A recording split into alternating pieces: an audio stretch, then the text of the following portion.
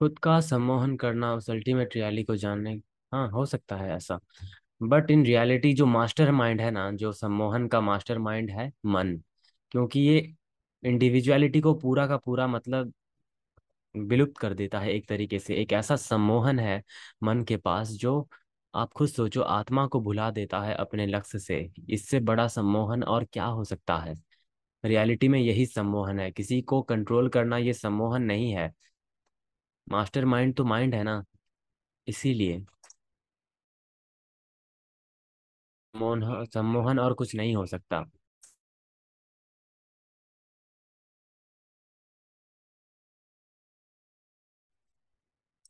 And यहाँ पे हमें 13th मतलब 13वें चक्र की भी मतलब बात मिलती है।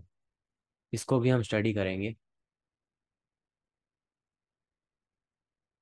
तो सम्मोहन तंत्र एक अत्यंत रहस्यमय तंत्र या फिर ग्रंथ कह लो, जो न केवल सम्मोहन और मानसिक ऊर्जा के रहस्यों को उजागर करता है, बल्कि ये चेतना के सूक्ष्मतम स्तरों और गुणों गूढ़ रहस्य आध्यात्मिक रहस्यों को भी उजागर करता है। यहाँ पे ये जो लाइन है ना, चेतना के सूक्ष्मतम स्तर, बहुत ही क्वांटम लेवल पे कॉन्शियसनेस जो फैली हुई है, इस पे चर्चा करता है ये तंत्र। कितना मिस्टीरियस लगता है जब हम कॉन्शियसनेस के क्वांटम लेवल की बात करते हैं। नॉर्मली हम कॉन्शियसनेस को जब हम कॉन्शियस रूप से एक्सपीरियंस करते हैं तो एक घबराहट, एक डर, बेचैनी सी आ जाती है। और हमें पसीना, और मतलब हमारे से पसीना छूटने लगता है। एक नॉर्मल कॉन्शियसनेस को जब हम कॉन्शियसली फील करते हैं। लेकिन यहाँ पे क्वांटम लेवल पे कॉन्शियसनेस को फील करना कितना डरावना है, ये आप खुद सोच लो। क्योंकि जब हम बहुत ही डेप्थ में अपने आप को जानते हैं, तभी इसको हम क्वांटम लेवल कहते हैं। इतनी गहराई से जानना, जो प्रैक्टिकली मतलब आज के युग में मतलब ऐसा कह सकते हो पॉसिबल नहीं है बहुत से इंडिविजुअल के लिए। हम लोगों के द्वारा भी ये पॉसिबल नहीं है ये सब करना। क्योंकि ये डायरेक्टली क्वांटम लेवल की बात कर दी है यहाँ पे। तो यही तंत्र में हमें मतलब 13 चक्र का मतलब उल्लेख मिलता है, जो 13वां चक्र है।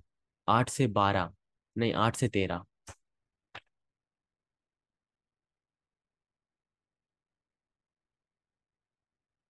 तो अन्य तंत्रों में सामान्यतः वर्णन ये 12 चक्र प्रणाली से परे उच्चतम अवस्था को दर्शाता है। इस अवधारणा को समझने के लिए हमें चक्र प्रणाली और चेतना के विकास के रहस्यों में गहराई से उतरना होगा। तो चलिए आज के इस आध्यात्मिक और ज्ञानजनक यात्रा को हम शुरू करते हैं और इसके गूढ़ता को जानते हैं। प्राचीन तंत्र ग्रंथों में सामान्यतः सप्त सात प्रमुख चक्र का हमें विवरण मिलता है। ऑलरेडी आप जानते हो, मूलाधार चक्र, स्वादिष्टान चक्र, मणिपुर चक्र, अनाहत चक्र, जो भी ये 7 चक्र है, सहस्त्रार चक्र तक। लेकिन इसके बियॉन्ड क्या कौन से चक्र मौजूद हैं जिनको मतलब हमें जानने की जरूरत है। लेकिन सम्मोहन तंत्र के अनुसार 13वां चक्र एक दिव्य शक्ति केंद्र है, जो सृष्टि के अंतिम सत्य और आत्म साक्षात्कार यानी कि सेल्फ रियलाइजेशन के चरम बिंदु को दर्शाता है। यही एक मिस्टीरियस सा मतलब एक सेंटेंस है, सृष्टि के अंतिम सत्य। फिलोसॉफिकल मूवीज जो भी मौजूद है, मैंने मतलब एक मूवी देखी थी, सिप ऑफ थीसस नाम की, एक बहुत ही मतलब 2012 या फिर 14 में रिलीज हुई थी वो मूवी। उसने भी मतलब नज़रिया बदल दिया था। उसी में भी हमें ऐसे फिलोसॉफिकल डिस्कशन देखने को मिलते हैं। मैं आपको रिकमेंड करूंगा वो मूवी देखना, जो पर्टिकुलरली इंग्लिश में मौजूद है।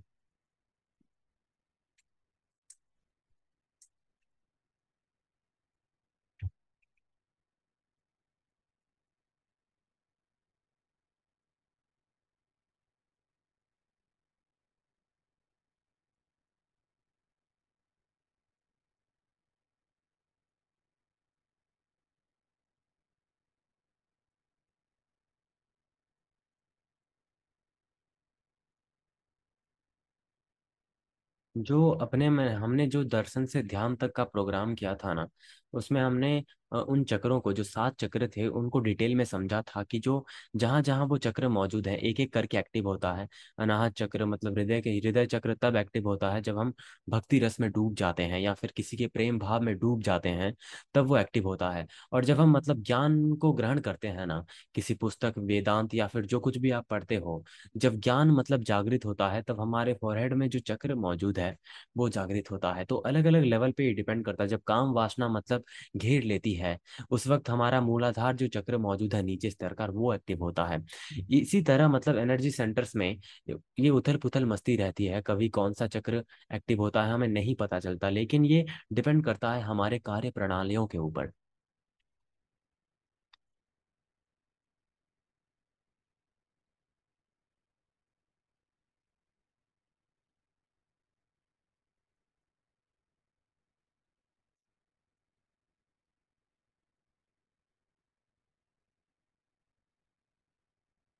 ओके, तो जो 7 चक्र थे उसको तो हमने ऑलरेडी डिस्कस किया हुआ था, आप हमारे पिछले प्रोग्राम में भी उसको देख सकते हो, सुन सकते हो उस चीज को जो चक्रों के ऊपर था। तो अब हम आगे बढ़ते हैं। हमारे जो एडिशनल चक्र है ना, 8, 9, 10, 11 और 12 और 13, इन चक्रों को थोड़ा और से गहराई से जानते हैं। तो आठवें नंबर, पहले मैं मतलब थोड़ा बेसिक बेसिक दे देता हूँ, अदरवाइज मतलब जो लोग नहीं जानते वो नहीं समझ पाएंगे। तो मूलाधार चक्र से शुरुआत करते हैं और 13वें चक्र तक हम जाएंगे। तो मूलाधार चक्र आखिर है क्या? अस्तित्व और सुरक्षा, इसी को ही हम मूलाधार कहते हैं।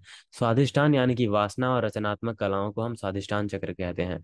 मणिपुर यानी कि इच्छा शक्ति और अहंकार। अनाहत यानी कि प्रेम और करुणा। विशुद्धि यानी कि अभिव्यक्ति और सत्य। अज्ञा चक्र यानी कि अंतर्ज्ञान और दृष्टि। और सहस्त्रार चक्र यानी कि प्योर कॉन्शियसनेस यानी कि दिव्य चेतना जिसे हम कहते हैं। अब आता है 8वां चक्र जिसे हम ब्रह्मरंध्र कहते हैं। आत्मा की ऊंचाई, व्यक्तिगत मोक्ष, इसी को हम ब्रह्मरंध्र चक्र कहते हैं। जो मतलब आपने एक एक इमेज देखा होगा जहाँ पे 13 चक्र का भी मतलब एक इमेज था मेरे पास, मैं आपको भेजता हूँ।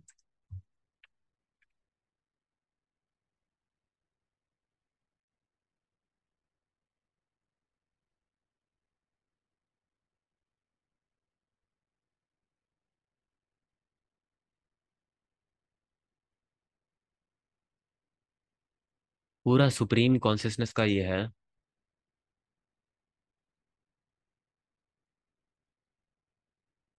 इसका इंग्लिश में अलग नाम है, लेकिन ये हिंदी में अलग नाम है इसका, इंग्लिश हिंदी दोनों में।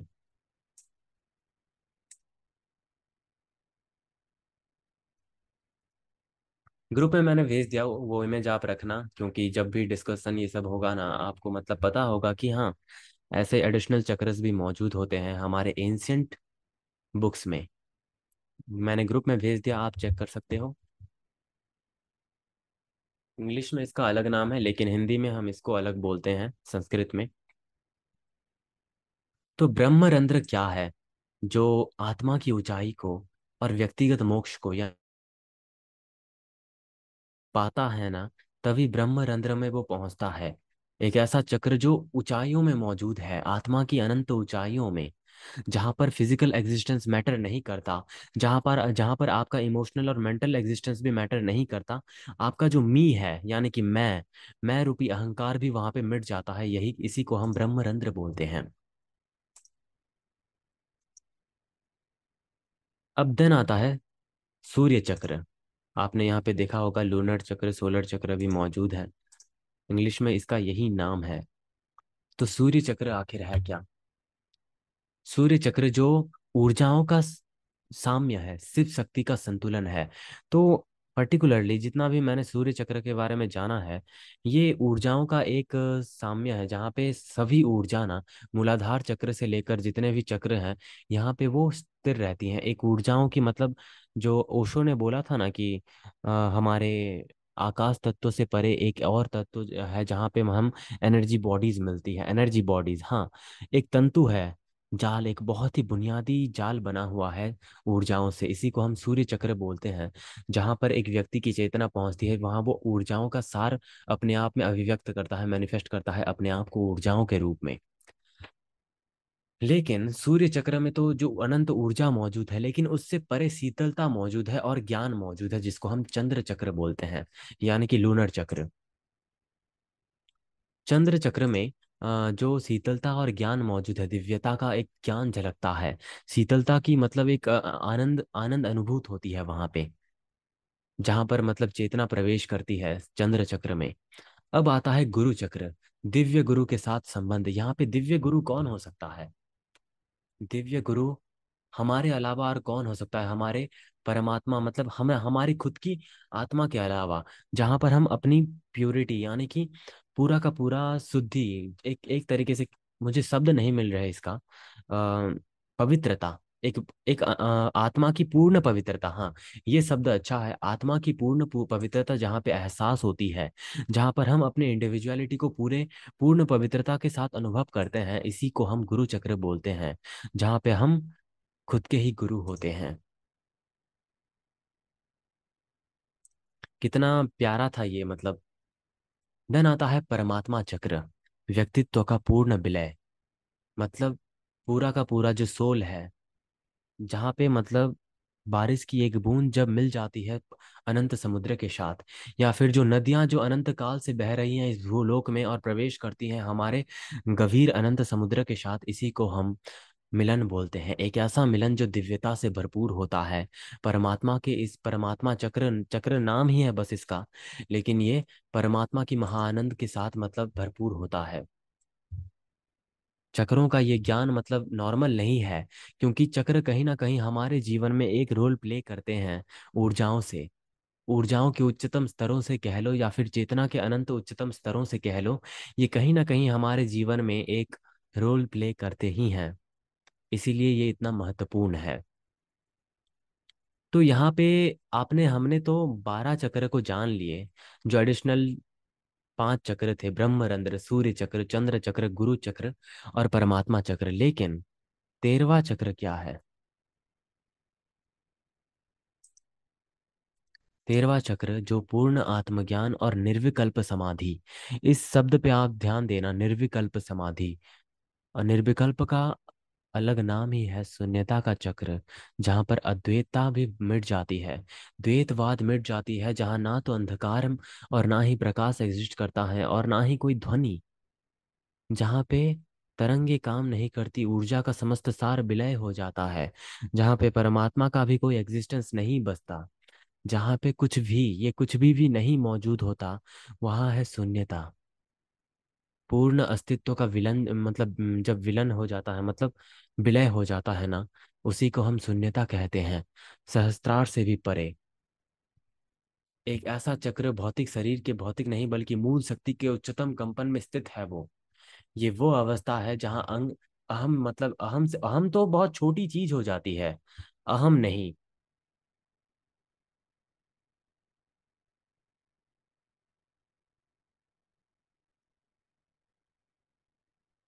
अहम का भाव भी जहाँ नहीं, मुझे पर्सनली अभी बहुत ही पीसफुल महसूस हो रहा है, क्योंकि नॉलेज ना, ज्ञान योग में भी एक ललकार मौजूद होती है, अनंत चिंगारी मौजूद होती है हमारे परमात्मा की, क्योंकि ज्ञान से भी एक व्यक्ति मोक्ष की प्राप्ति कर सकता है।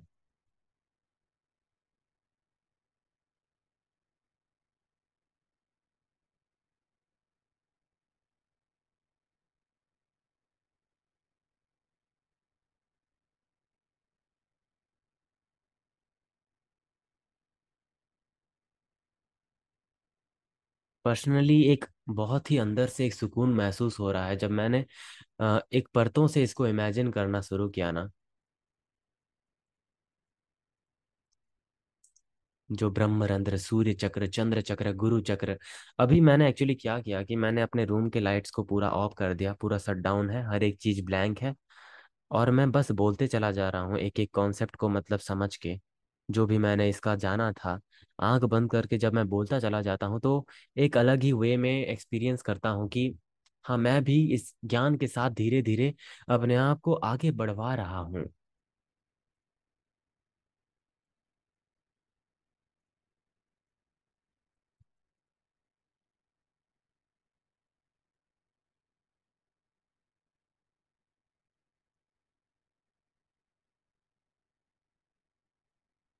आप भी जब मतलब इन सब चीज़ों को सुनोगे ना, मैं तो बोलता हूँ कि जब आप वीडियोस देखते हो मेरे, या फिर कुछ भी मतलब ये सेशन सुन रहे हो, तो बस डार्कनेस कर दो, रूम को मतलब डार्क कर दो, और ईयरफोन या फिर कुछ भी लगा के अकेले एक शांत जगह को चुन लीजिए और बस बैठते जाइए। हम इसको पर्सनली, हम क्योंकि हम सभी एक ही हैं ना, तो हम बस इसमें एक्सपीरियंस करेंगे एक साथ। तो शून्यता का चक्र आखिर क्या है? जहाँ पे द्वैत का पूर्ण अंत हो जाता है, चेतना और ब्रह्मांड शक्ति का विलय हो जाता है, समय स्थान आत्मा का लोभ, सृष्टि और संहार के अंतिम सत्य का अनुभव। क्या बोलूं इसको मैं? परम समर्पण कह लूं, उच्चतम समाधि कह लूं, ब्रह्म परम ब्रह्म से भी ऊपर की एक अवस्था कह लूं, निराकार चेतना कह लूं। निराकार चेतना क्या है? यहाँ पर कोई स्व नहीं बसता, केवल ऊर्जा का अस्तित्व रहता है। ब्रह्मांड ये विलय हो जा मतलब पूरा का पूरा संसार जब आपके सामने टूट जाता है, बिखर जाता है, तभी आपका असल अस्तित्व आपके सामने प्रकट होता है।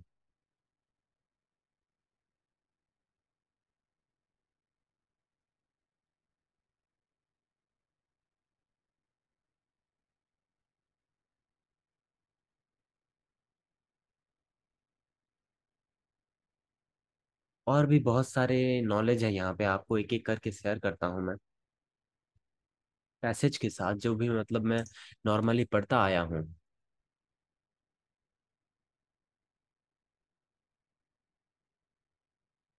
जिन लोगों का माइंड मतलब बस दौड़ता रहता है मतलब इस सोसाइटी में, वो लोग मतलब इसको फील नहीं कर पाएंगे। पर्सनली जो लोग सिटीज में रहते हैं और हर वक्त मतलब किसी किसी व्यक्तियों के साथ मतलब टाइम स्पेंड करते हैं, जो लोग मैटर नहीं करते उतना, जो लोग आपको वैल्यू प्रोवाइड नहीं करते, ऐसे लोग मतलब इस चीज को एक्सपीरियंस नहीं कर सकते।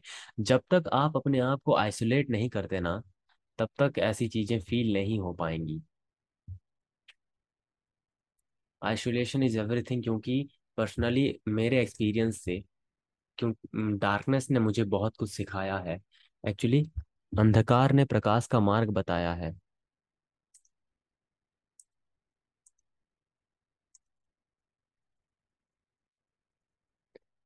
अभी मैं अपने वीडियोस में ऐसे ऐसे कॉन्सेप्ट को लाऊंगा जिसको मतलब आपने कभी सुना भी नहीं होगा।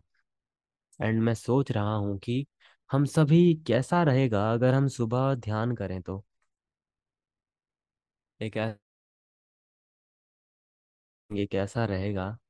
क्योंकि जो माइंड में आया वो करना चाहिए हमें, यूं ही नहीं आता कोई अच्छा भाव या फिर कुछ।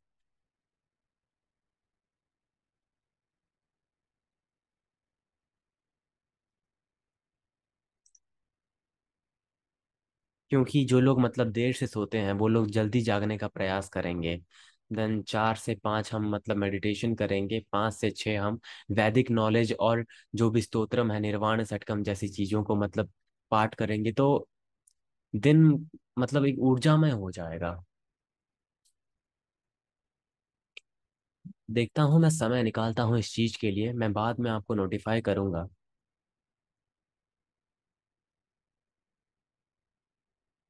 जितने भी दिन हमने किया था ना, जो भी सेशन ये सब, एक्चुअली मैंने नहीं किया था एक चीज जो था, मैंने अपने रूम का लाइट ऑफ नहीं किया था। आज मैंने खुद मतलब ऑफ कर दिया, और जब जो भी मैं बोल रहा हूँ बस वो अपने आप से निकल रहा है, कुछ भी मतलब मेरे कंट्रोल में नहीं है। जो भी स्वतः आ रहा है, मतलब बस आ रहा है, जो भी मैं बोल रहा हूँ कोई बुलवा रहा है जैसा फील हो रहा है, एंड नथिंग। क्योंकि मैंने पर्सनली डार्कनेस को ही सब कुछ माना है। मेरे लिए नेगेटिव नहीं है ये, नकारात्मक नहीं है डार्कनेस, क्योंकि जितना भी नॉलेज विजडम सब कुछ मतलब डार्कनेस में ही मौजूद है। लाइट मेरे लिए उतना मायने नहीं रखती। एक तरीके से भीड़ भाड़ वाली जगह में जैसा फील होता है मुझे, वैसे ही लाइट वाले एरियाज में, सूर्य के प्रकाश में, सूर्य का प्रकाश में नहीं बोल सकता क्योंकि उसमें ऊर्जा मिलती है, लेकिन जो लाइट है ना, जो ह्यूमन मेड मैन मेड है, ये सब मतलब क्योंकि प्रकृति ने ऐसा डिजाइन किया है इस धरती को, इस चीजों को मतलब जो भी डिजाइन किया था उसने उसने एक अच्छे के लिए किया था कि हाँ, इंसान ने तो दिन दिन भर मतलब सूर्य का प्रकाश पा लिया, अब उसे थोड़ा कोमलता शीतलता मिले, इसीलिए मैं थोड़े चांद तारे बना देता हूँ। वो प्रकृति के मतलब किनारे बैठे, नदियों के किनारे, पेड़ों के पास बैठे, चंद्रमा को देखे, सितारों को देखे। लेकिन बदले में इंसान ने किया क्या? बदले में इंसान ने बस प्रकृति को नुकसान पहुंचाया। उसका ऑपोजिट उसने वो जो डिस्ट्रक्शन है ना, सॉरी जो डेवलपमेंट है ना, डेवलप मैं इसीलिए मैं स्कूल में भी जो एक डिबेट कंपटीशन हुआ था कि तुम एनवायरनमेंट के ऊपर कुछ बोलो, तो मैंने बस पहला शब्द जो यही बोला कि आज का जो डेवलपमेंट है, development is equals to destruction, और कुछ नहीं है मेरे लिए। बस यही एक सिद्धांत है डेवलपमेंट के नाम पे जो डिस्ट्रक्शन हो रहा है।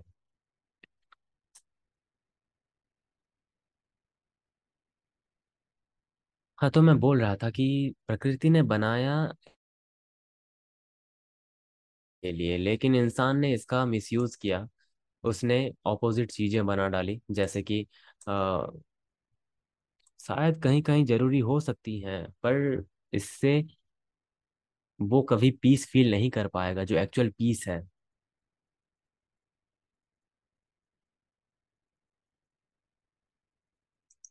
आई होप मतलब आप एक फील कर पाओगे इस चीज को। हाँ, एक बात और है जो मैं शेयर करना चाहूँगा। जब हमारे घर में मतलब 7-8 साल पहले, जब इन्वर्टर का जमाना नहीं होता था, एक लाइट जाती थी ना, तब एक सुकून सा महसूस होता था। सब लोग मतलब पड़ोस के आस पड़ोस के सब मतलब मिलजुल कर मतलब मिलते थे हम सब। देन जो छोटे छोटे, हम मैं छोटा था ना, इसीलिए छोटे छोटे जो बच्चे दोस्त सब अब मिल के हम बात करते थे। उस वक्त मतलब एयर पोल्यूशन भी ज़्यादा नहीं होता था, हुआ था। देन बड़े बड़े इमारतें भी नहीं बने थे। तो एक अलग ही सुकून मौजूद था हमारे एनवायरनमेंट में। लेकिन जब अभी मैं देखता हूँ ना, तो खोखला समाज दिखाई देता है मेरे को, और कुछ नहीं। जो मुझको मतलब बहुत ही ठेस पहुंचाता है, क्योंकि जीवन तो वही था जब हमें कुछ पता नहीं था, क्योंकि सब कुछ जानने के बाद जीवन कहाँ रहा। इसीलिए शायद कृष्ण ने बोला था अर्जुन को कि हे पार्थ, अभी जो मैंने तुम्हें इटर्नल विजडम दिया, अब तुम उसको सब भूल जाओ। क्योंकि जो लोग जान जाते हैं ना, ज्ञान को मतलब समझ जाते हैं, उनका जीवन मतलब खोखला बन जाता है। वो कभी मतलब एक्सपीरियंस नहीं कर पाते। शायद इस यही वजह रही होगी कि कृष्ण ने अर्जुन को बोला था कि सब कुछ भूल जाओ। क्योंकि तुम जीवन का लुत्फ नहीं उठा पाओगे अगर तुम सब कुछ जान जाओगे तो।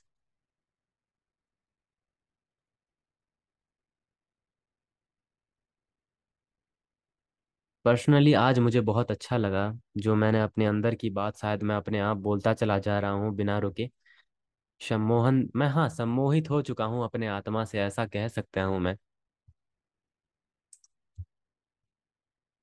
सम्मोहन के ऊपर था ना आज का कॉन्सेप्ट, तो लाइव एग्जाम्पल आप देख सकते हो कि मैं अपने आत्मा से सम्मोहित हो चुका हूँ। क्योंकि अदरवाइज अगर मैं एक कॉन्सेप्ट या फिर टॉपिक को उठा के बोलूँ तो वो थोड़ा मतलब रुकाव आएगा। लेकिन अगर मैं अपने कोई मुझसे बुलवाएगा ना, जो higher power, energy, consciousness, universe, जो भी कह लो, कोई मुझसे बुलवाएगा ना, तो वो ऑटोमेटिकली एक सम्मोहन है कि आप ब्रह्मांड के सम्मोहन से आकर वो बोल रहे हो जो ब्रह्मांड आपसे बुलवाना चाहता है। आप लोग ये सुन रहे हो ना?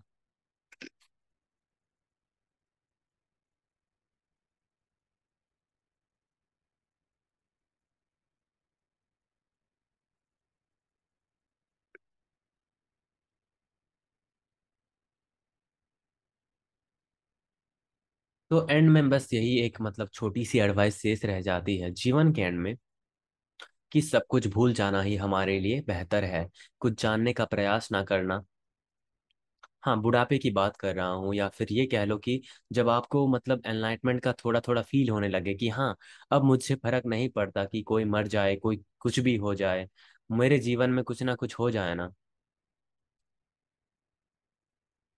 कुछ भी हो जाए मुझे फर्क नहीं पड़ता। इसी को हम आत्मज्ञान बोलते हैं। एक डीप फीलिंग आती है, ईगो की बात नहीं है, डीप फीलिंग आती है कि हाँ, मैं शायद पा चुका हूँ जो मुझे पाना था। उस वक्त आपको मतलब सारे ज्ञान को त्याग कर देना है, जो कृष्ण ने बोला था कि अब सब कुछ भूल जाओ। इग्नोरेंस इज ब्लिस नहीं, मेरा मतलब अलग था।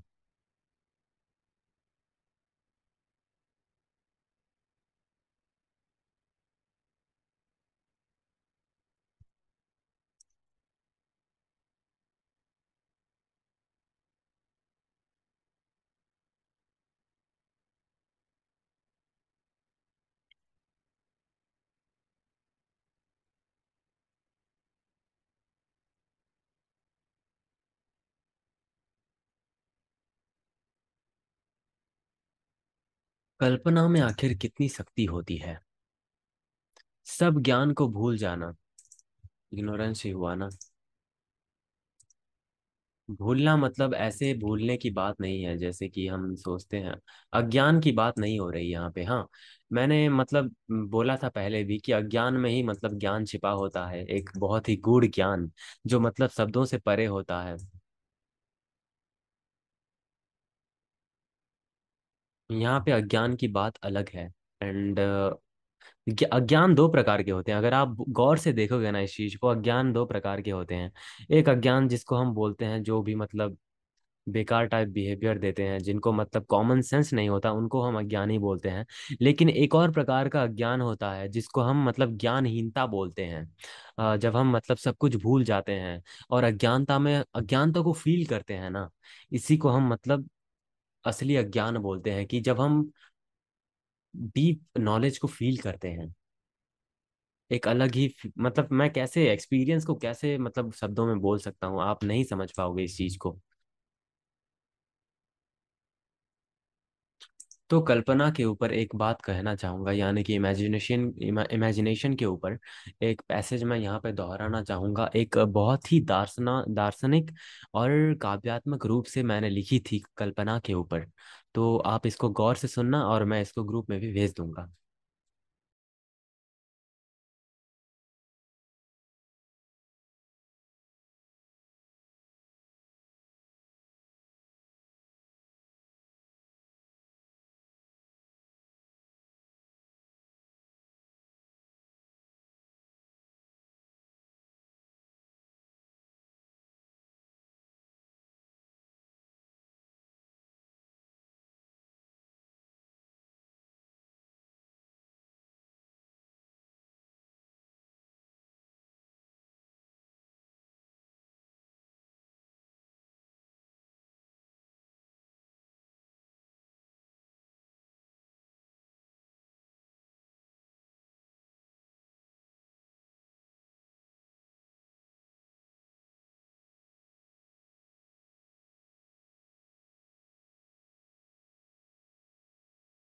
ओके, तो मैं इसको शुरू करता हूँ। कल्पना यानी कि अस्तित्व का सबसे गूढ़ छलावा या परम सत्य।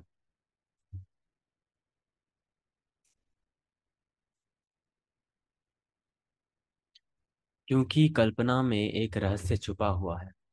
कल्पना ये वो रहस्यमय पुल है जो यथार्थ और असत्य के बीच फैला हुआ है। एक अदृश्य संसार जहाँ विचार आकार लेते हैं, जहाँ सपनों की संध्या में सत्य का सूर्य डूबता है। इस लाइन पे ध्यान देना, जहाँ सपनों की संध्या में सत्य का सूर्य डूबता है और जहाँ इच्छाएं समय के अंधेरे में झिलमिलाती हैं, सितारों की तरह जलती हैं। आप आंख बंद कर लो और इस चीज को बस फील करो जो मैं शब्दों के सहारे आपको समझाना चाहता हूँ। क्योंकि जब आप कल्पना को कल्पना करोगे, रोशनी दिखाई देगी आपको अंदर से, जो दिव्यता की महाचिंगारी होती है। शब्दें ऊर्जा होती हैं। पहले तो सुनने से पहले ये याद रखना, शब्दें ऊर्जा होती हैं। और जब ये ऊर्जा अलग प्रकार से अलग ढंग से आपके मन में हिट होगा ना, तब आप एक अलग ही चीज को फील करोगे। तो मैं आपको रिकमेंड करूंगा, इस चीज को सुनिए और एक्सपीरियंस करिए। इस कल्पना की इस काल्पनिक कविता में, या फिर ये कह लूं कि कल्पना की इस दर्शन साहित्य के महाअंधकार में, कल्पना ये वो रहस्यमय पुल है जो यथार्थ और असत्य के बीच फैला हुआ है। एक अदृश्य संसार जहाँ विचार आकार लेते हैं, जहाँ सपनों की संध्या में सत्य का सूर्य डूबता है और जहाँ इच्छाएं समय के अंधेरे में झिलमिलाते सितारों की तरह जलती रहती हैं। कल्पना केवल सोच नहीं, ये एक अनंत शून्य है जिसमें सृष्टि और विनाश दोनों समाये हुए हैं। जब हम कल्पना करते हैं तो हम ईश्वर की भूमिका निभाते हैं। हम नए संसार गढ़ते हैं, चरित्र को जन्म देते हैं, भावनाओं को जीवंत करते हैं। लेकिन क्या ये वास्तविकता है या केवल एक मधुर भ्रम, एक सुनहरा जाल जिसमें आत्मा स्वयं को लिपेटे हुए पाती है? कल्पना एक दो धारी तलवार की तरह है। एक और ये हमें मतलब उड़ने की शक्ति देती है, तो दूसरी ओर ये हमें ऊंचाइयों तक ले जाती है और जहाँ गिरने का एक भय सबसे तीव्र होता है। मतलब एक तरीके से कल्पना हमें उड़ने की शक्ति भी देती है और दूसरी तरह हमें ये ऊंचाई तक ले जाती है और वहां से गिरने का एक भय भी मतलब अंदर से जन्म देती है। यह हमें उस दुनिया में ले जाती है जहाँ अस्तित्व में ही नहीं है, लेकिन हमें उसमें ऐसा उलझा देती है कि हमें अपने असली स्वरूप को भूलने लगते हैं हम। कल्पना सत्य के बहुत करीब है, लेकिन स्वयं सत्य नहीं है। ये सत्य का दर्पण है, लेकिन जब हम उसमें झांकते हैं तो हमारा प्रतिबिंब कभी स्पष्ट नहीं होता। हम केवल धुंधली छायाओं को देखते हैं। ये हमें वो दिखाती हैं जो हम बन सकते हैं, जो हो सकता है लेकिन हुआ नहीं। लेकिन क्या कल्पना स्वयं एक सत्य नहीं? यदि कोई चीज हमें हंसा सकती है, रुला सकती है, हमें भीतर से छू सकती है, तो क्या वो मात्र एक भ्रम हो सकती है? इस बात पे जोर देना दोस्तों की, लेकिन क्या कल्पना स्वयं सत्य नहीं हो सकती? हम मतलब नॉर्मली बोल देते हैं कि ये बस एक इमेजिनेशन था, लेकिन इन रियलिटी यदि कोई चीज हमें हंसा सकती है, कल्पना हमें हंसा सकती है, रुला भी सकती है, भीतर से छू भी सकती है, तो क्या वो मात्र भ्रम हो सकता? इसलिए नहीं हो सकता क्योंकि वो भौतिक रूप से नहीं प्रकट हुआ। ये सोचने वाली बात है कि क्या किसी विचार का अस्तित्व केवल इसलिए नहीं हो सकता क्योंकि वो भौतिक रूप से प्रकट नहीं हुआ। कल्पना वो अंधकार है जिसमें नए प्रकाश जन्म लेते हैं। ये वो शून्य है जहां से ब्रह्मांड की पहली स्पंदन उठी थी। ये वो मौन है जहां शब्दें आकार लेते हैं और अंत में समाप्त हो जाती हैं। तो क्या कल्पना हमें मुक्त करती है या हमें कैद करती है? क्या वो दिव्यता का द्वार है या आत्मा की सबसे गहरी काल कोठरी है? शायद कल्पना स्वयं एक प्रश्न है जिसका उत्तर स्वयं काल अतीत शून्य भी नहीं दे सकता। और यही इसकी सबसे सुंदर और भयानक विशेषता हो सकती है। यही सबसे भयानक और सुंदर विशेषता है इसकी। तो ये कैसा लगा आपको ये पैसेज?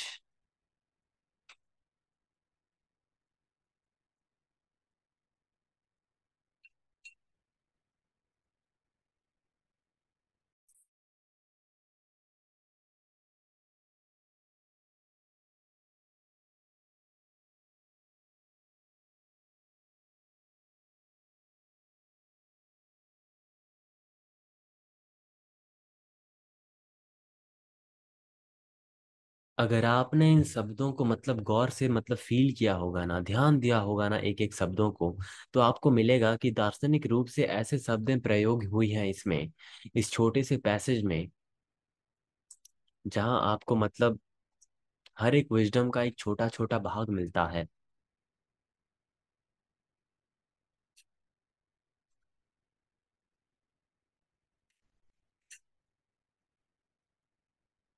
अगर आप लोगों का रिस्पॉन्स नहीं आएगा तो मैं कैसे जान पाऊंगा ये?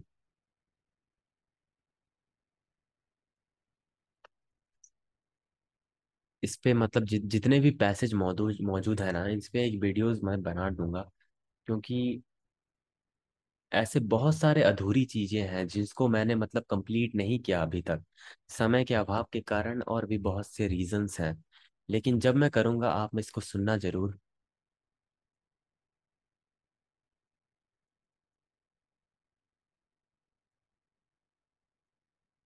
आपने एक पैसेज मिस कर दिया अगर आप डिस्कनेक्ट हो गए थे तो।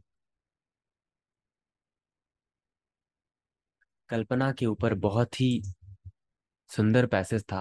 अगर किसी ने मिस कर दिया तो रिकॉर्डिंग सुन लेना, या फिर मैं पैसेज भेज देता हूँ ग्रुप में।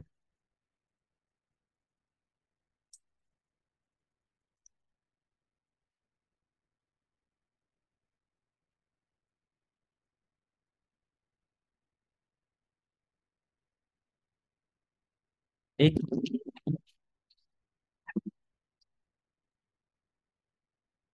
एक्चुअली मेरा माइक गिर गया, सॉरी।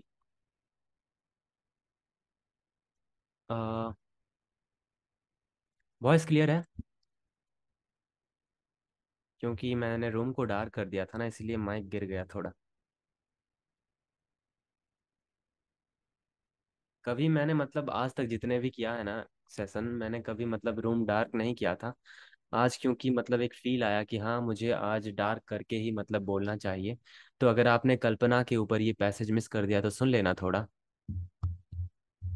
कल्पना, ये एक बहुत ही मतलब फैंटास्टिक क्वेश्चन है कि ये यहाँ जो पूछा है ना कि क्या किसी विचार का अस्तित्व केवल इसलिए नहीं हो सकता क्योंकि वो भौतिक रूप से नहीं प्रकट हुआ है।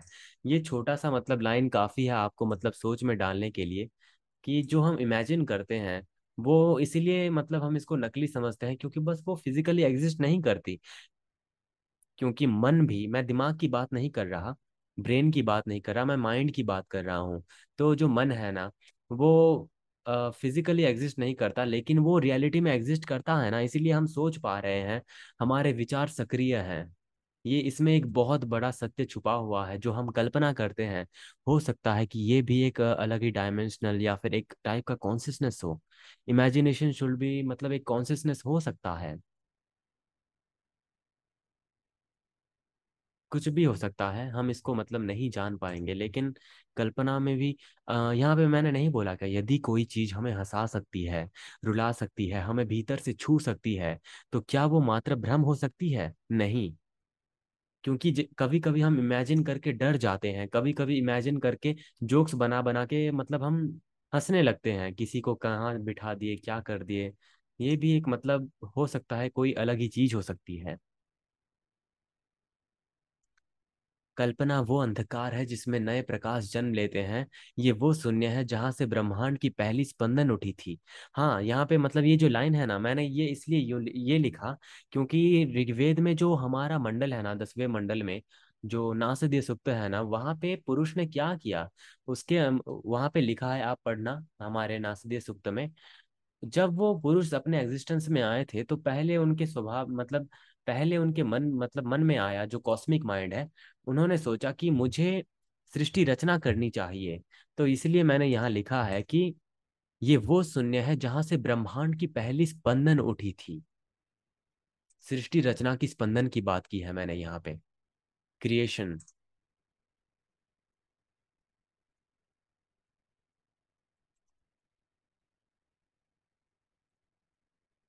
अगर सृष्टि रचना करने के लिए, एक और मतलब सवाल है, आपको अंदर से हिला के रख देगा।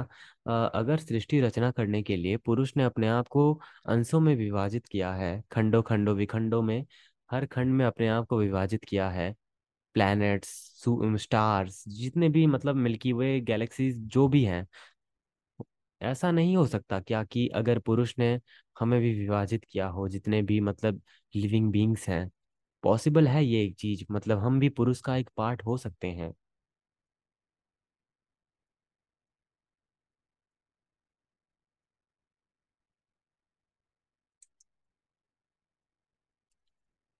तो जो मैंने सम्मोहन तंत्र के जो 13 चक्र की बात की थी, एक एक करके अगर मैं इसको मतलब बोलूँ ना, मूलाधार, स्वादिष्टान, जो भी सहस्त्रार तक है, लेकिन ब्रह्म रंध्र, सूर्य चक्र, चंद्र चक्र, गुरु चक्र, परमात्मा चक्र, और जो 13 चक्र निर्विकल्प समाधि चक्र है ना, इसको हमें बस एक्सपीरियंस करके आगे बढ़ना होता है, जहाँ पे कल्पना एक महत्वपूर्ण भूमिका निभाती है। इसीलिए मैंने कल्पना के ऊपर एक पंक्ति पढ़ी थी।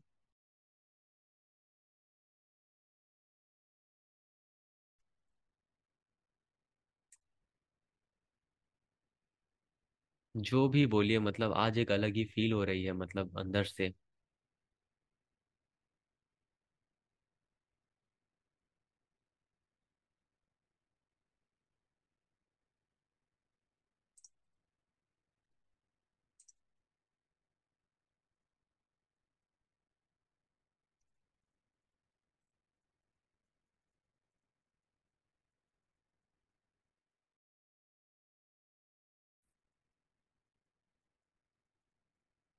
रहीम का एक दोहा याद आया अभी मुझे, बिन मांगे मोती मिले, मांगे मिले ना चून। मतलब परमात्मा के द्वार पर जो बिना मांगे खड़ा हो जाता है, उसे तो सब मिल जाता है, मोती बरस जाते हैं, और वो जो भिखारी की तरह खड़ा होता है, उसे दो रोटी के टुकड़े भी नहीं मिलते। असल में भिखारियों की अस्तित्व मतलब जो है ना, मैं कोई जगह नहीं है वहाँ, तो जगह केवल सम्राटों की है। इसीलिए तो सारे जानिया ने कहा है, जो हमारे एक ये ज्ञानी कह लो, कि तुम जो इच्छा रहित हो जाओगे ना, तुम मांगो मत, तुम जरा रुको, मांगो मत और देखो कि कितना मिलता है। मांग मांग कर ही तुम्हें मतलब गवाए जा रहे हैं। जितना तुम मांगते हो उतना काम मिलता है, जितना कम मिलता है, कम कम मिलता है, जितना कम मिलता है ना तुम, उतनी तुम्हारी मांग बढ़ती जाती है, उतना ही और कम मिलता जाता है। जिस दिन मांग पूरी हो जाती है, मिलना बंद हो जाएगा, उस दिन तुम परम दीन को पा जाओगे। यही ओशो की एक मतलब बात थी मांग के ऊपर। एक सवाल आया है यहाँ पे, मेरा ध्यान क्यों नहीं लगता? मेडिटेशन ओके, तो ये जो आपने सवाल किया है, ध्यान क्यों नहीं लगता, मौन के ऊपर एक बात मतलब ओशो ने जो बोली थी उसको मैं आज भी लेके चलता हूँ कि मनुष्य का बोलना ही उससे इस परिस्थिति में ले आया है जो आज है। ये छोटा सा लाइन इसने मुझे बहुत ही प्रभावित किया था कि मनुष्य का बोलना ही उसे इस परिस्थिति में ले आया है जो आज है। ये जो लगातार भीतर बकवास करता हुआ मन है, ये तुम्हें किसी प्रसन्नता, किसी आनंद को अनुभव नहीं करने देता, क्योंकि केवल एक मौन ही चित्त ही मतलब भीतर देख सकता है, मन ही चित्त के भीतर देख सकता है। केवल एक मौन और चित्त ही उस आनंद को स्पर्श कर सकता है जो भीतर उमड़ रहा है। आनंद का वो स्रोत इतना सूक्ष्म है कि मन मन के शोर मतलब जो मन के शोर गुल के बीच तुम जो उसे नहीं सुन सकते। जितना तुम मौन होते हो उतना ही पाते हो कि आनंद का स्रोत तुम्हारे भीतर है। फिर तुम बाहर की कहीं प्रसन्नता को खोजने नहीं जाते, तुम अकारण प्रसन्न होते हो। यही मतलब जादू है मौन मौन ध्यान का। अगर ध्यान नहीं होता तो मौन करना सीख लो। जब आप मतलब साइलेंट रहते हो तो वो एक साइलेंट मेडिटेशन होता है। इसमें कोई विधियां नहीं चाहिए, कोई आसन नहीं चाहिए, कुछ भी नहीं चाहिए इसमें।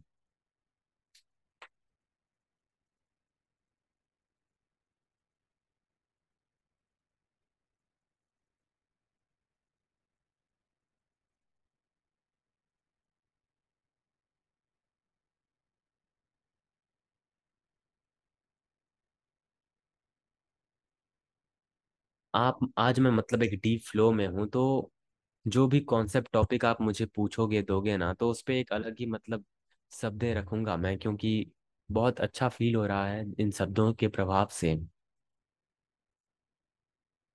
इसीलिए मैं बोलता हूँ साहित्य पढ़िए, काव्य पढ़िए, गल्प जो भी हैं हमारे हिंदी साहित्य के, हर एक चरित्र को मतलब स्टडी कीजिए, सब कुछ बदल जाएगा।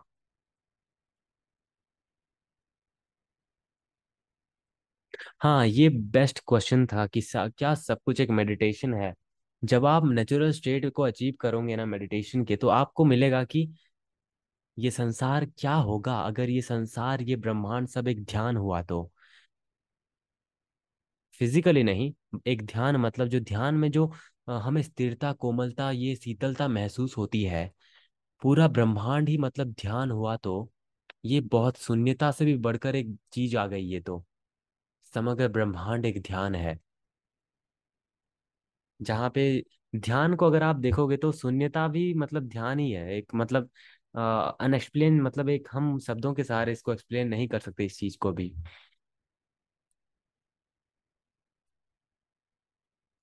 विचारों को रोकना नहीं होता, उनको बस मतलब ऑब्जर्व करना होता है। इसीलिए साक्षी भाव को मतलब साक्षी बनना होता है और कुछ नहीं। क्योंकि अगर विचार नहीं आएंगे तो आप कर्म कैसे करोगे, विचार नहीं आएंगे तो आप नए नए आइडियाज कैसे लगा पाओगे कर्म में, कैसे इस संसार को आगे बढ़ने में मदद करोगे, कैसे सोसाइटी को मतलब पुश करोगे। विचार भी एक बहुत ही बड़ा रोल प्ले करता है ना, लॉजिकली अगर सोचोगे तो। क्योंकि हम एक different kind of living beings हैं। हम इंटेलेक्चुअल हैं, हम सोच सकते हैं, बोल सकते हैं, नए नए आविष्कार कर सकते हैं, क्रिएटिविटी हम में बहुत मौजूद है। तो इन विचार कैसे मतलब कैसे ये बेकार हो सकते हैं। विचार बहुत ही बड़ा रोल प्ले करते हैं जीवन में। विचार को रोकना मतलब ओशो ने भी यही बोला है ना कि विचार को क्यों रोकना, क्यों तुम क्यों रोकना चाहते हो विचारों को। एक नदी को रोकने का क्षमता जैसे हमारे अंदर नहीं होता, विचार को भी हम नहीं रोक सकते।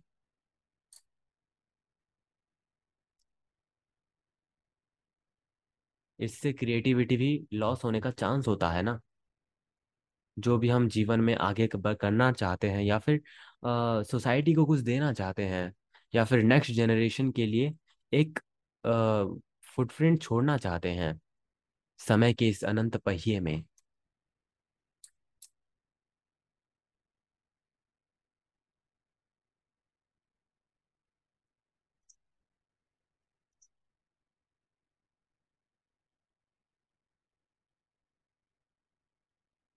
मैंने, अगर आप पहले से मुझसे जुड़े हुए हो, इस मतलब आज के सेशन के पहले से जुड़े हुए, तो मैंने ये बोला था अकेले मतलब आइसोलेशन की बात की थी मैंने, अकेले रहने की बात की थी। यहाँ पे ओशो का एक पंक्ति मिल गया मुझे, मैंने लिखा हुआ था अकेले होने की दिशा में कुछ करें, साथ ना खोजें, अकेला होना खोजें। जीवन में जो भी श्रेष्ठ है, वो और सुंदर है और शिव है, वो सब अकेले में मतलब जाना गया है, भीड़ में नहीं। अपने साथ होने की प्रक्रिया योग है। ये पॉइंट सोचिए आप, कितना डीप था। होने की प्रक्रिया ध्यान है। अपने साथ होने की प्रक्रिया समाधि है। इस अकेले होने में ठहरने की दिशा में प्रयत्न करें। जब मन कहे कि किसी का साथ खोजें, जब मन कहे चलो अकेले में भयभीत मालूम होता हूँ, तब सजगता के साथ इस मन के प्रति निरीक्षण और अकेले में ठहरने की कोशिश करें। ठहरने की इस दिशा में प्रयत्न, अगर थोड़ी सी देर को भी अकेला होना शुरू कर देते हो आप, तो आप संसार में, ब्रह्मांड में अकेले बन जाते हो। और अकेलेपन की अनंत खाई में आपको अनंत शांति की एक कुआं मिलता है।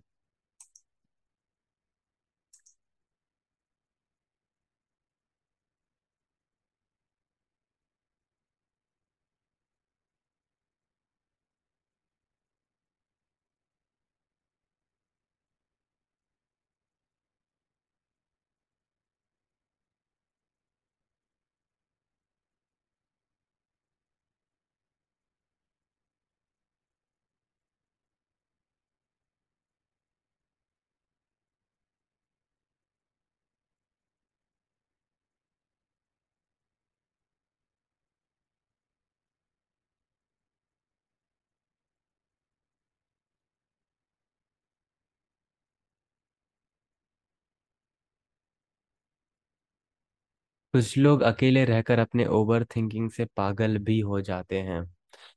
वो डिपेंड करता है ना, लोनलीनेस और एलोन के बीच आपको मतलब डिफरेंस समझना होता है। लोनलीनेस, वो ज्यादातर लोनलीनेस रहते हैं, वो अकेले नहीं रहते एक्चुअली। जहाँ पे वो मतलब अपने आप को नकारात्मकता की खाई में डुबा देते हैं, एंड बस अपने एग्जिस्टेंस के प्रति ही मतलब नेगेटिव मतलब माइनस बात करते हैं, पूरा का पूरा ऑपोजिट जो होता है। इसी को हम लोनलीनेस कहते हैं। लेकिन जो अकेला रहता है ना, रियलिटी में एलोन की बात कर रहा हूँ मैं, यही सब कुछ होता है। आपने सुना होगा सोशल मीडिया में बहुत जगह पे कि बहुत डिफरेंस है लोनलीनेस और एलोन में। एलोनलेस कह लो, आइसोलेशन कह लो, जो कुछ भी, आइसोलेट कर देना अपने आप को।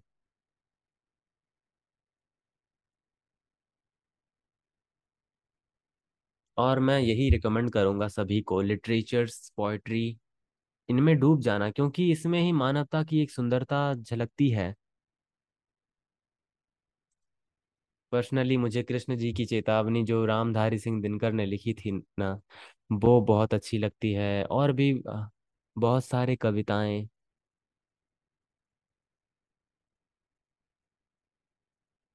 प्रेम के बारे में भी हमने मतलब बहुत बातें की थी, दर्शन से ध्यान तक में, आप सुन लेना वहां पे।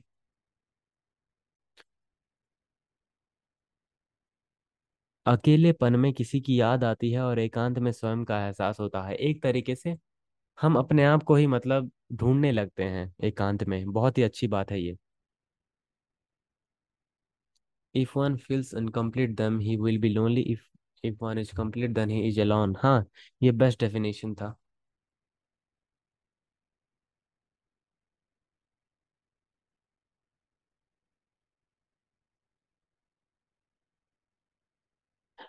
मेरा एक दोस्त है जो मतलब एनलाइटमेंट की बहुत ही अच्छी बात कहता है। आ, मतलब बातें करता है, मैं सुनता हूँ। देन मैंने सडनली उसे पूछा कि अगर मैं मर गया तो तुझे क्या कैसा लगेगा।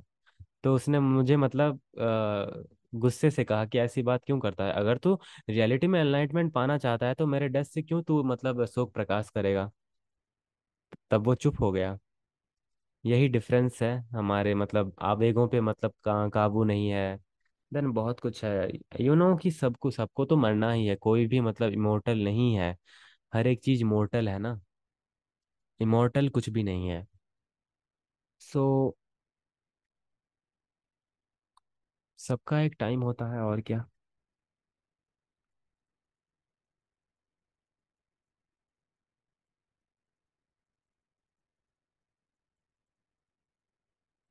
जब मैं लोनलीनेस में था ना, मैं भी एक्सपीरियंस किया हूँ, ऐसा नहीं कि अच्छी चीज़ों को ही मतलब मैं एक्सपीरियंस करता रहता था, नहीं।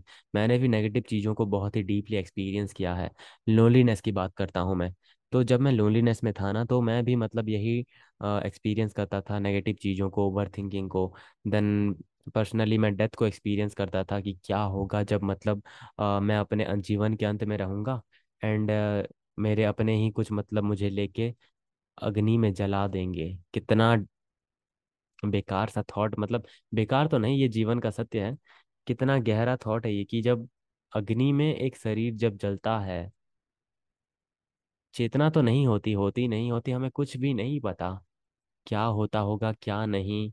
उस दिन ही पता चलेगा जब अपने आप को हम देखेंगे जाते हुए। संसार जब हमारे सामने ढह जाएगा, जब ब्रह्मांड का संतुलन हमारे सामने टूटता हुआ प्रतीत होगा, जब समग्र परिवार मतलब परिवार क्या, जो भी हमारे कनेक्शन में है, कैसे ढह जाएंगे हमारे सामने। मैं अपने ग्रैंडफादर की बात भी किया था कि 2012 में कैसे हुआ था। मैंने पहले ही जान लिया था कि कुछ हो रहा है 7 बजे। मैंने छत के ऊपर एक ऐसी आकृति देखी थी, इसीलिए मैंने घर वालों को बोला कि जाइए, कुछ हो रहा है मेरे ग्रैंडफादर को। तभी घर वाले जाके देखे तो उनकी डेथ हो रही थी। देन सडनली मेरी मम्मी मतलब गंगा जल लाती हैं, उनके सामने उनके मुख में रख देती हैं, एंड देन उनका प्राण त्याग हो जाता है।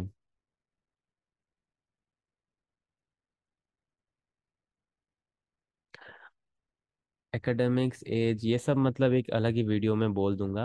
अभी मेरा मन नहीं है इन चीज़ों पे बात करना।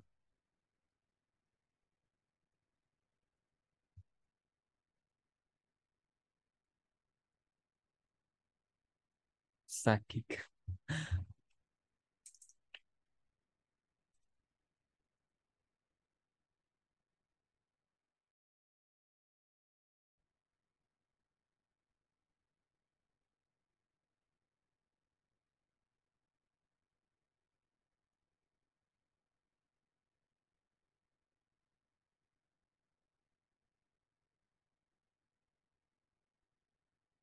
और भी ऐसी चीज़ों को देखा था, अगर आप बोलो तो शेयर करूं। झूठ तो नहीं बोलता मैं जो भी बोलिए आप, मैं बजरंग बली का भक्त हूँ, उनकी भी मतलब अ, ऐसे चीज़ों को मैंने मतलब देखा है ना, जो बहुत लोगों को मैं बोलता हूँ लेकिन वो बिलीव नहीं करते। फॉर एग्जाम्पल, मैंने पैर देखने की बात की थी मेरे रूम में 9 बजे के आसपास रात को, ये भी बोला था। देन जो मैंने अभी बोला मेरे ग्रैंडफादर की बात, देन एक और ऊर्जा मतलब देखी थी मैंने। देन हमारे घर के पीछे एक व्यक्ति की डेथ हो गई थी, वो क्या क्या फील कर रहा था, सब कुछ मतलब एक्स्ट्रा ऑर्डिनरी चीजें मतलब मैं देखता हूँ। एक दिन मैं शौक तब हुआ जब मतलब मैं हमारे मैदान में मैं क्रिकेट खेलता था पहले बचपन में, अभी नहीं खेलता। तो हमारे घर के पीछे एक फील्ड मौजूद है जहाँ पे हर रोज शाम समर वेकेशन में मैं क्रिकेट खेलने जाता था। तो ऐसे ही मतलब थोड़ा रात हो गया था, उस दिन 7 बज गए थे और मैं अकेला आ रहा था घर। फील्ड बहुत बड़ा था ना। देन सडनली एक मतलब पेड़ मौजूद पेड़ बहुत सारे मौजूद थे, एंड वहीं बीच में एक शैडो क्रॉस कर रहा था चल चल के आराम से, लेकिन कोई फिजिकल एग्जिस्टेंस मौजूद नहीं था उसका। देन मैं आके इतना डरा उस दिन कि बुखार हो गया था मुझे। बहुत से अनयूजुअल चीजें भी मैंने देखी हैं, एक्सपीरियंस किया है, जो मतलब अगर किसी को बोलूं तो मजाक उड़ा देंगे या फिर बिलीव नहीं करेंगे। कितना स्लोली जा रहा था, मैं बस उसको देख रहा था। अभी मैं मम्मी को बोलता हूँ कि क्या ऐसी चीजें एग्जिस्ट करती हैं, अगर करती हैं तो क्या मैं ढूंढने निकलूं ऐसी चीजों को। चिल्ला चिल्ला के बोलूंगा कि क्या तुम एग्जिस्ट करते हो, तो वो पागल हो चुका है क्या तू बोलते हैं। अगर आप फिजिकली अभी यहाँ मौजूद होते तो हम भी ऐसे बहुत सारी ढेर सारी बातें करते।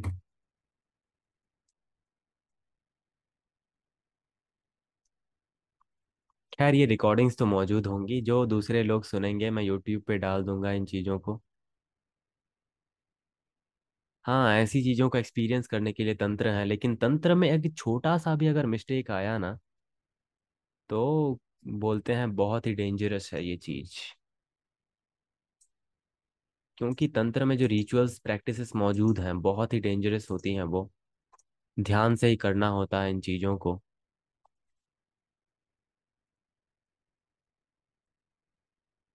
अदरवाइज वो आपके पीछे पड़ जाएंगी अगर आप अच्छे से नहीं करोगे।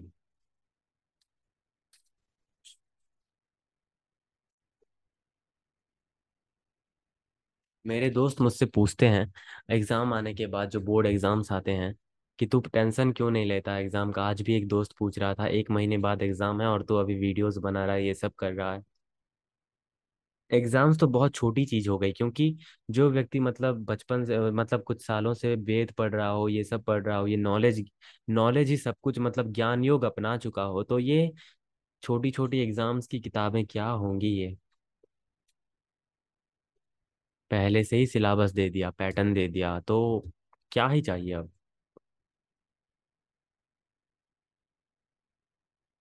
अभी भी मैं मानता हूँ हनुमान जी को, ऐसा नहीं है। क्योंकि जब मतलब एक ऐसा भी पल आता है जब मैं भी खुद भी लो हो जाता हूँ, अकेला फील होता है, देन नेगेटिव थॉट्स अटैक करते हैं। तब एक ही मतलब जब संकट आता है, क्योंकि हमें पता है कि लाइफ कभी भी स्टेबल नहीं रहती। तो उसी वक्त मैं मतलब संकट कटे मिटे सब पीरा जोशु मेरे हनुमत बलबीरा बोल देता हूँ, इतना ही काफी है मेरे लिए। हनुमान चालीसा तो मतलब पूरा जुबान मतलब याद है मुझे। एंड जब भी डर लगता है, कुछ भी होता है, या फिर मृत्यु का भय सताता हो, या फिर कुछ घबराहट होती हो, तो मैं भी मृत्युंजय मंत्र याद रखा हूँ, उसको बोल देता हूँ। देन अगर मतलब अगर मैं मन को शांत करना होगा तो गायत्री मंत्र मेरे लिए एक बहुत ही अच्छा काम करती है। देन अगर आत्मा को आनंद चाहिए होता है तो योग निद्रा में जाके निर्वाण षटकम सुन लो। इससे बड़ा आनंद आपको कुछ नहीं मिलेगा।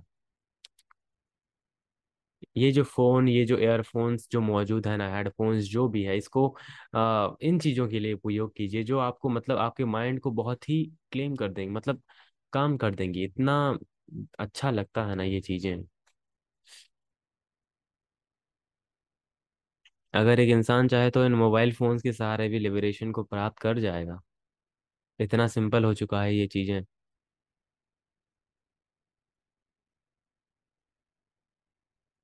ओके, तो आज तो समय हो चुका है। पर्सनली बहुत आपको मैं आज शुक्रिया बोलना चाहूँगा, आप लोगों की वजह से मुझे मतलब बहुत अच्छा फील हो रहा है। एंड ग्रुप में मैसेज कर देना आप सब कि आज का जो सेशन का रिकॉर्डिंग होगा सब लोग सुनना, कल मैं सुबह भेजूंगा। बहुत अच्छा था आज। कलयुग केवन नाम अधारा, सुमिर सुमिर नर उतर ही पारा। रामचरितमानस, रामायण महाभारत सब कुछ मैंने मतलब इतना अच्छा लगा सब कुछ बचपन से।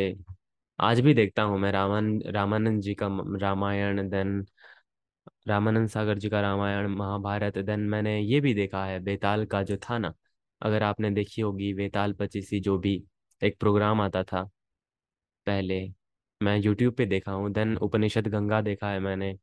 देन साउथ इंडियाज के जो भी मूवीज हैं सब कुछ, मतलब जो भी हमारे एंशियंट कल्चर से जुड़े होते हैं। मैं अभी भी, छत्रपति संभाजी महाराज एंड जो मूवी आया था ना, क्या छावा, हाँ वो मैं देखने गया था। बहुत ही अच्छा था। एंड पर्सनली एक गर्व जैसा अनुभूत हुआ कि हमारे ऐसे मौजूद थे। शक्ति पाठ से कुंडलिनी, कुंडलिनी जागृत क्यों पूछते हो आप ये क्वेश्चन मुझसे, मतलब आ, मैंने पहले भी ये बोला है कि कुंडलिनी की जो बात आप कर रहे हो ना, प्रैक्टिकली पॉसिबल नहीं है, क्योंकि इतने हाई एनर्जीज को 7 चक्र एक साथ एक्टिव होना पॉसिबल नहीं है। क्योंकि अभी अगर मैं भक्ति कर रहा हूँ कृष्ण जी की, राम जी की, हनुमान जी की, तो मेरा हृदय चक्र एक्टिव होगा ना। अगर कोई क्रिएटिव काम कर रहे हो, ज्ञान योग कर रहे हो, तो आपको मतलब फोरहेड के बीच जो चक्र मौजूद है वो एक्टिव होगा। ये कंडीशन पे डिपेंड करता है, कर्म पे डिपेंड करता है, आपके मनोस्थिति, हाँ, मनोस्थिति पे डिपेंड करता है। बहुत अच्छा सेशन था, क्योंकि मैंने आज लाइट ऑफ किया था, तो कल से भी हम लाइट ऑफ करेंगे। बिकॉज जब हम लाइट्स ऑफ करते हैं तो हमारा गहरा ज्ञान जागृत होता है अंदर से। आप सभी को भी मैं रिकमेंड करूंगा, जब भी आप सुनना तो खाली जगह पे सुनना, अकेले बैठना एंड लाइट ऑफ करना, या फिर छत पे चले जाना लाइट ऑफ करके। क्योंकि डार्कनेस में ही इटरनल विजडम मौजूद होता है। एंड अच्छी खबर खबर ये है कि बहुत अच्छे अच्छे वीडियोस मैं डालूंगा अभी कल से। जितना दिन भी मैं प्रयास, जितने दिन भी मतलब मैं प्रयास करूंगा, बस मेरा यही प्रयास रहेगा, क्योंकि एक ना एक दिन तो मुझे सब कुछ छोड़ना ही है। एक पर्टिकुलर समय में जब मतलब, हाँ अभी छोड़ने का समय आ चुका है, तो उस दिन हमारा लिए। आप सभी का बहुत बहुत शुक्रिया, धन्यवाद, और शुभ रात्रि सभी को। तो मैं यहीं पे सेशन एंड करता हूँ। सभी को जय श्री राम, राधे राधे, ओम नमः शिवाय।